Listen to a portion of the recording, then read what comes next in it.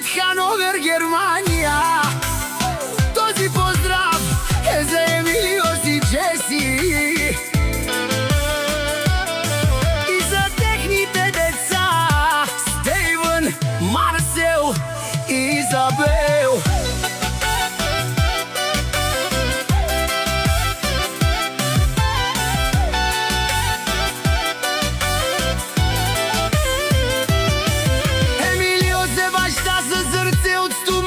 Семейството си се бори и никога не се предава.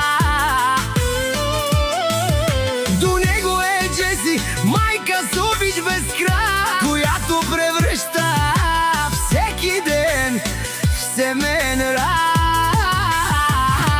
Стейвън, Марсел и Изабел, тяхната сила голяма, тяхната гордост, тяхната най-ценна награда.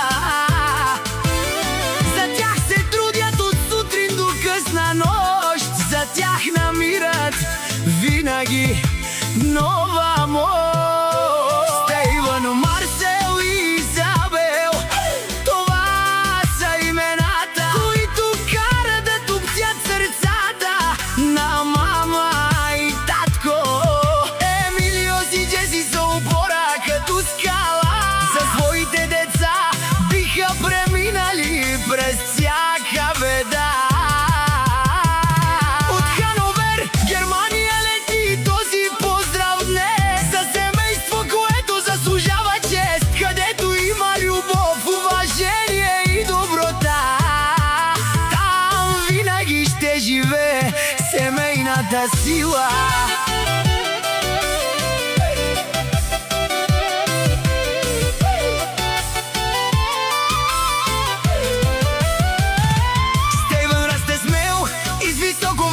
Глава. Марсел върви уверено по своята съдба. Изабел е принцесата, усмивката в дома, която носи радост на цялата фамилия. Джеси и Емилио са винаги до тях, и в труден ден, и в най-щастливия смях. Заедно вървят по пътя ръка за ръка, изграждайки бъдеще с любов и доброта.